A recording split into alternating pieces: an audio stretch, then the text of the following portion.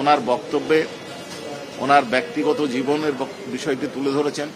উনি ছাত্র জীবনে কোনো রাজনৈতিক দলের সদস্য ছিল না এটা জানিয়েছেন, তবে তার পরিবার আওয়ামী রাজনীতির সাথে জড়িত থাকায় ওনাকে আইজিপি পদে নিয়োগ দেওয়া হয় এটা জানিয়েছেন। ওনার মেয়াদ শেষ হওয়ার পর অর্থাৎ অবসর হওয়ার পরেও ওনাকে কেন নিয়োগ করা হলো এই বিষয়টি জানতে চাওয়া হলে তিনি জানিয়েছেন যে আওয়ামী লীগে পুলিশ বাহিনীতে ওনার পরবর্তী আইজিপি কে হবেন এই নিয়ে একটা গ্রুপিং লবিং সৃষ্টি হয়েছিল, বিশেষত এটা গোপালগঞ্জ কেন্দ্রিক যারা অফিসার ছিলেন তাদের মধ্যে। পুলিশ বাহিনীতে এই গোপালগঞ্জ কেন্দ্রিক গ্রুপিং লবিং বন্ধ করার লক্ষ্যে, দমন করার লক্ষ্যে বা ধামাচাপা দেওয়ার জন্য বিকল্প ব্যবস্থা হিসাবে ওনাকে প্রথমে 1.5 বছর এবং পরবর্তীতে আরও 1 বছর এক্সটেনশন দেওয়া হয়। এই এক্সটেনশন দেওয়ার পরে 5ই আগস্ট পর্যন্ত তিনি দায়িত্ব পালন করেছেন। 5ই আগস্ট দায়িত্ব পালন করে 6 তারিখে তাকে অব্যাহতি দেওয়া হয়েছে। এই কথা বলার পরে উনি তার পেশাগত জীবনের অর্থাৎ পুলিশ বাহিনীতে যোগদানের বিষয়টা বর্ণনা করেছেন। 1986 সালের ব্যাচের তিনি সদস্য। এএসপি পদে উনি 1989 সালে জয়েন করেছেন, বিভিন্ন দায়িত্ব পালন করেছেন। তার মধ্যে সিআইডি প্রধান ছিলেন, ঢাকা রেঞ্জের ডিআইজি ছিলেন, আইজিপি হওয়ার আগে উনি র্যাবের প্রধান হিসেবে দায়িত্ব পালন করেছে 20 থেকে 22 সাল পর্যন্ত। এই সময়ের যে বর্ণনাটা উনি মূলত কয়েকটা ভাগে যে বর্ণনা দিয়েছেন তার মধ্যে একটা হচ্ছে 18 সালের যে নির্বাচনের নিশিরাতের ভোটটা অনেকে বলে থাকেন, সেই রাতের নির্বাচন কার পরামর্শে কিভাবে কারা কারা সম্পন্ন করেছেন এটার বর্ণনা দিয়েছেন। এইখানে উনি জানিয়েছেন যে ওই সময়কার আইজিপি জাভেদ পাটোয়ারি সাহেবের পরামর্শে এই রাত্রে 50 ভাগ ভোট ব্যালট বাক্সে সিল মেরে ব্যালট ভরে দেওয়ার সিদ্ধান্তটা নিয়েছিলেন তৎকালীন সরকার, যা বাস্তবায়নের দায়িত্ব দেওয়া হয়েছিল তৎকালীন সংশ্লিষ্ট এলাকার DC, SP, OC, AC land, YONO এবং সংশ্লিষ্ট রাজনৈতিক নেতৃবৃন্দ, যাতে সরকারের বিজয়কে নিশ্চিত করা যায়। এরপরে উনি এটা দেখে ভেঙে পড়েন এবং পরবর্তীকালে উনি র্যাবে জয়েন করেছিলেন। র্যাবে জয়েন করে উনি কি দেখেছেন সেই বর্ণনাটা করেছেন। সেইখানে উনি জানিয়েছেন যে র্যাবে জয়েন করার পর উনি ব্যারিস্টার আনওয়ার বন্দী আছেন এটা জানতে পেরেছেন। কারণ হচ্ছে তার পূর্ববর্তী ডিজি, পরবর্তীকালে যিনি আইজিপি হয়েছিলেন বেনজির আহমেদ, উনি ওনাকে জানিয়ে গেছিলেন যে এইখানে ব্যারিস্টার আরমানকে বন্দী করে রাখা হয়েছে। উনি ব্যারিস্টার আরমানের বিষয়টি কেন নিষ্পত্তি করা হচ্ছে না, কেন তাকে নিষ্পত্তি অর্থাৎ লিগ্যালি ডিসপোজাল করা হচ্ছে না কেন, এই বিষয়টাই জানতে চান তৎকালীন প্রধানমন্ত্রীর সামরিক উপদেষ্টা অবসরপ্রাপ্ত সিদ্দিকীর কাছে। একাধিকবার তাকে বলা হয়েছে পরে জানাচ্ছি, কিন্তু ওনার দায়িত্বকালের পালনকালীন সময় ওনাকে এটা জানানো হয়নি। পরবর্তীকালে উনি পুলিশ বাহিনীর ফেরত এসে আইজিপি পদে যোগদান করেন। তার কিছু অংশের বর্ণনা উনি শুরু করেছেন। আপনারা যে বিষয়টি নিয়ে বারবার আমাদেরকে প্রশ্ন করেছেন, শেখ হাসিনা, সাবেক স্বরাষ্ট্রমন্ত্রী আসাদুজ্জামান খান কামাল এবং সাবেক আইজিপি চৌধুরী আবদুল্লাহ আল মামুনের মামলায় চৌধুরী আবদুল্লাহ আল মামুন রাজসাক্ষী হয়েছিলেন। তিনি কবে সাক্ষী দিবেন? আপনাদের সেই প্রতীক্ষিত চৌধুরী আবদুল্লাহ আল মামুন সাহেব আজকে অনারেবল ট্রাইব্যুনালে সাক্ষ্য দেওয়া শুরু করেছেন।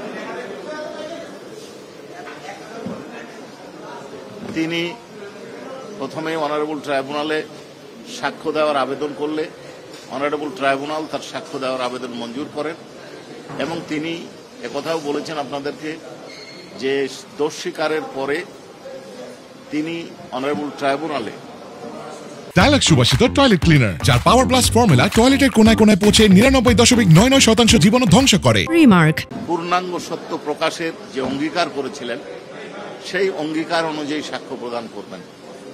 সেই অঙ্গীকার অনুযায়ী উনি সাক্ষ্য প্রদান শুরু করেছেন। সাক্ষ্য প্রদান শুরু করেছেন।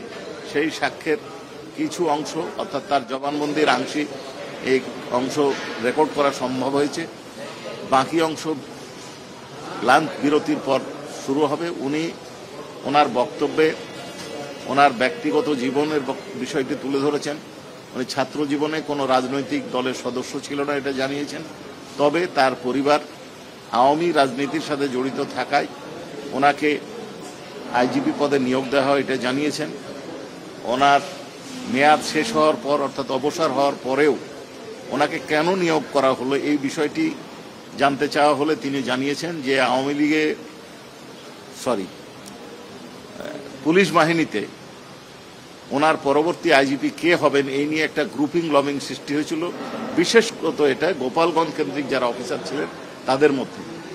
পুলিশ বাহিনীতে এই গোপালগঞ্জ কেন্দ্রিক গ্রুপিং লবিং বন্ধ করার লক্ষ্যে, দমন করার লক্ষ্যে বা ধামাচাপা দেওয়ার জন্য বিকল্প ব্যবস্থা হিসাবে ওনাকে প্রথমে 1.5 বছর এবং পরবর্তীতে আরও 1 বছর এক্সটেনশন দেওয়া হয়।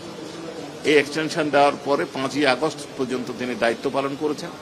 5ই আগস্ট দায়িত্ব পালন করে 6 তারিখে তাকে অব্যাহতি দেওয়া হয়েছে। এই কথা বলার পরে উনি তার পেশাগত জীবনের অর্থাৎ পুলিশ বাহিনীতে যোগদানের বিষয়টা বর্ণনা করেছেন। 1986 সালের ব্যাচের তিনি সদস্য। এএসপি পদে উনি 1989 সালে জয়েন করেছেন, বিভিন্ন দায়িত্ব পালন করেছেন। তার মধ্যে সিআইডি প্রধান ছিলেন, ঢাকা রেঞ্জের ডিআইজি ছিলেন। আইজিপি হওয়ার আগে উনি র্যাবের প্রধান হিসেবে দায়িত্ব পালন করেছে 20 থেকে 22 সাল পর্যন্ত। এই সময়ের যে বর্ণনাটা উনি মূলত কয়েকটা ভাগে যে বর্ণনা দিয়েছেন, তার মধ্যে একটা হচ্ছে 18 সালের যে নির্বাচনের নিশিরাতের ভোট অনেকে বলে থাকেন, সেই রাতের নির্বাচন কার পরামর্শে কিভাবে কারা কারা সম্পন্ন করেছেন এটার বর্ণনা দিয়েছেন। এইখানে উনি জানিয়েছেন যে ওই সময়কার আইজিপি জাভেদ পাটোয়ারি সাহেবের পরামর্শে এই রাত্রে 50 ভাগ ভোট ব্যালট বাক্সে সিল মেরে ব্যালট ভরে দেওয়ার সিদ্ধান্তটা নিয়েছিলেন তৎকালীন সরকার, যা বাস্তবায়নের দায়িত্ব দেওয়া হয়েছিল তৎকালীন সংশ্লিষ্ট এলাকার DC, SP, OC, AC land, YONO এবং সংশ্লিষ্ট রাজনৈতিক নেতৃবৃন্দ, যাতে সরকারের বিজয়কে নিশ্চিত করা যায়। এরপরে উনি এটা দেখে ভেঙে পড়েন এবং পরবর্তীকালে উনি র্যাবে জয়েন করেছিলেন। র্যাবে জয়েন করে উনি কি দেখেছেন সেই বর্ণনাটা করেছেন। সেইখানে উনি জানিয়েছেন যে র্যাবে জয়েন করার পর উনি ব্যারিস্টার আনওয়ার বন্দী আছেন এটা জানতে পেরেছেন। কারণ হচ্ছে তার পূর্ববর্তী ডিজি, পরবর্তীকালে যিনি আইজিপি হয়েছিলেন বেনজির আহমেদ, উনি ওনাকে জানিয়ে গেছিলেন যে এইখানে ব্যারিস্টার আরমানকে বন্দী করে রাখা হয়েছে।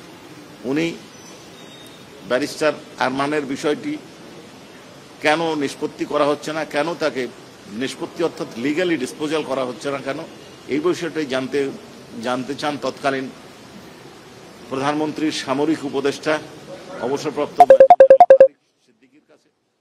একাধিকবার তাকে বলা হয়েছে পরে জানাচ্ছি, কিন্তু ওনার দায়িত্বকালে পালনকালীন কালের সময় ওনাকে এটা জানানো হয়নি। পরবর্তীকালে উনি পুলিশ বাহিনীতে ফেরত এসে আইজিপি পদে যোগদান করেন। তার কিছু অংশের বর্ণনা উনি শুরু করেছেন, পরবর্তী অংশের বর্ণনা উনি দিবেন।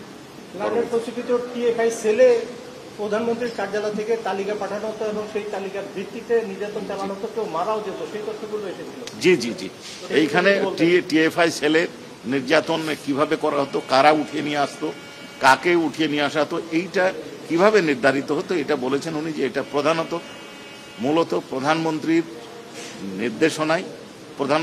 নির্দেশনা নয়, প্রধানমন্ত্রীর দপ্তর থেকে তাকে দেওয়া হতো এবং এইটা র্যাবের বিভিন্ন পর্যায়ের অফিসাররা পালন করতেন। অ্যাপস এবং এবং ডিজি ইন্ট ইনারা পালন করতেন। এনারা নির্ধারণ করতেন কাকে আটকিয়ে রাখা হবে, কাকে হত্যা করা, ক্রসফায়ারের নামে হত্যা করা হবে এবং কিভাবে নির্যাতন করা হবে, এই বিষয়গুলো তারা ঠিক করতেন। এইটার বিভিন্ন বাহিনীর লোক আসার কারণে, অর্থাৎ সেনাবাহিনী থেকে আসতেন কেউ অন্য বাহিনী থেকে আসতেন, ফলে অনেক ক্ষেত্রে হয়তো তার পক্ষে নিয়ন্ত্রণ করা সম্ভব ছিল না। তারপরে উনি বলেছেন যে পুলিশ র্যাবের প্রধান হিসাবে উনি কোনো ব্যবস্থা নেননি। এর মধ্যে দিয়ে কি আয়নাঘরের সত্যতা বেরিয়ে আসলো কিনা? আজকে আচ্ছা, জবানবন্দির মাধ্যমে এখনো আয়নাঘরের কথাটা উনি বলেননি, গোপন বন্দিশালার কথাটা বলেছেন। আয়নাঘরের বিষয়টি আছে বা নাই এই বিষয়টি বা কি বলবেন, এটা আয়নাঘরের অস্তিত্ব সম্পর্কে আপনাদের কাছে আমরা প্রথম অবহিত হয়েছি, আপনাদের মতন সাংবাদিকদের কাছে। আমি বলি সেহেতু এই বিষয়টি আপনারা অবশ্যই জানতে পারবেন।